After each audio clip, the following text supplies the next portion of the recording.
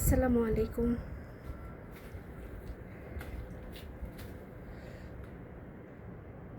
সাদা আর সাদা, সব সাদা হয়ে আছে।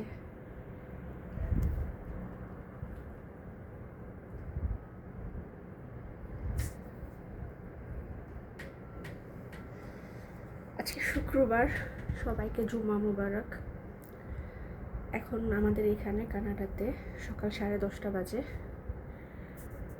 আজকে উঠতে একটু লেট করে ফেলছি, কালকে কাজ থেকে এসে ঘুমোতে ঘুমোতে, যদিও বেশি রাত হয় নাই, বাট তারপরও আমি ভ্যাকসিন দিয়ে আসছিলাম পরশু দিন।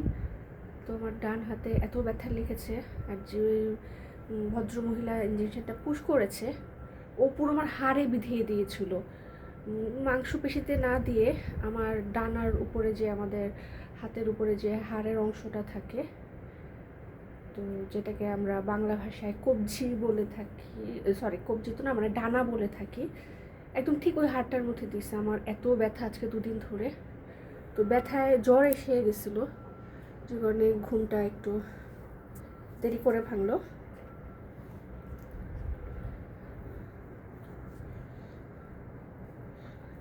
ভ্যাকসিন বলতে আমি ফ্লু শট দিয়েছি, কারণ এখানকার ঠান্ডাটা আমাকে প্রতি বছরই অবস্থা কাহিল করে ফেলে।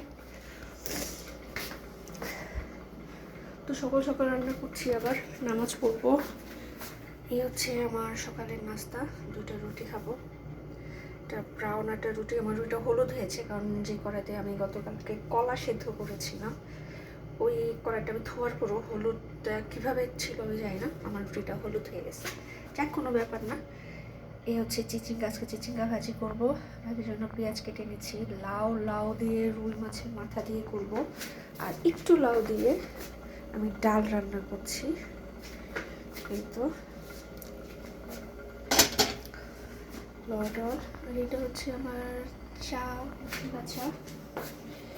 আর এটা চিচিঙ্গাটার সাথে আমি বিন দিব, এই যে ক্যারোট, যেটা আমরা বাংলাদেশে মটরশুঁটি বলি। এই যে খোলা যাচ্ছে না, বাট দেখা যাচ্ছে। এই তো, আর এই হচ্ছে আমার চা।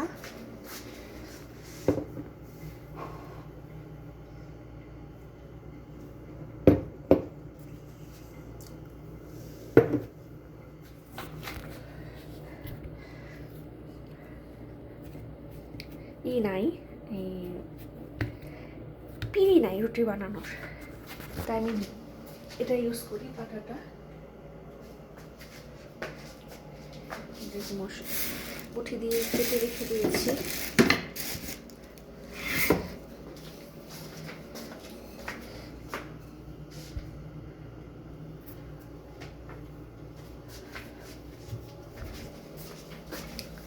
লাউ ডাল খেতে কে পছন্দ করেন এটা আমাকে জানাবেন। আমার দাদি ছোটোবেলা একটা লাউ দিয়ে টক রান্না করতো, তেঁতুল দিত সাথে, মানে টক বলতে ওটা ডালের মতোই হতো, বাট ডাল ইউজ হতো না, শুধু লাউ ইউজ হতো, আর কী কী যেন ইউজ হতো। এত মজা করে আমি খেতাম, আমার খুব ভালো লাগতো এটা। বাট আমি ওটা, আমার জ্ঞান হওয়ার পর আমি ওটা কাউকে দেখি নাই বানিয়ে খেতে, কোথাও, মানে আমার এখন চোখেও পড়ে নাই কোনো ভিডিওতে কিংবা কারো বাসায়। ওটা আমার মেজো পুপু আর আমার দাদি রান্না করতো, দেখতাম, খুব মজা হতো। আমার, যদিও আমার দাদির হাতের রান্না অনেক মজা ছিল, আমি অনেক মিস করি আমার দাদিকে। এই ডিসেম্বরের 26 তারিখে, সরি 27 তারিখে আমার দাদি মারা যাওয়ার 17 বছর পূর্ণ হয়েছে।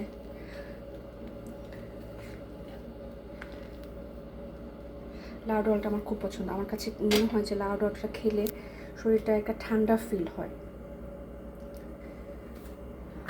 যে কোনো সবজি আমার কাছে মানে ভালো লাগে, বাট যদিও আমি সব সবজি আগে খেতাম না, এখন খাই।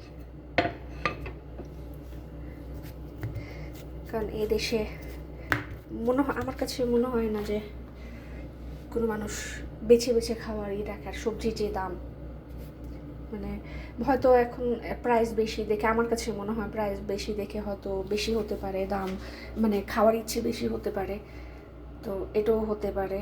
আবার হয়তো সময়ের সাথে সাথে মানুষের পরিবর্তন হয়, আমারও হয়তো তাই হয়েছে। যেমন আমি আগে চাল কুমড়া খেতাম না, চাল কুমড়া খেলেই মনে হতো আমার গলা চুলকায়।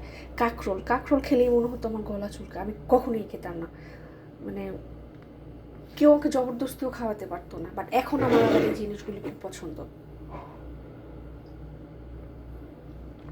যেমন আমার ছোট পুকু তিতা করলা খেত না, সবাই বলতো যে খুব ওকে বিরক্ত করতো, সবাই তিতা করলা যখন রান্না করতো খুব বিরক্ত করতো। পরে আমার দাদি বলতো, ফুপুরাও বলতো যে বিয়ের পরে দেখবি যে সবই খাবি।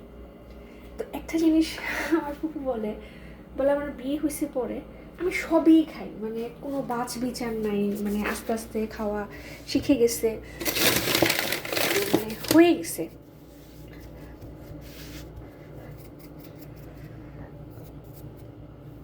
তো যাক, সবাই ভালো থাকবেন। আমার সকালের ছোট্ট একটা ভিডিও আমি আপনাদের সাথে শেয়ার করলাম। আসসালামু আলাইকুম।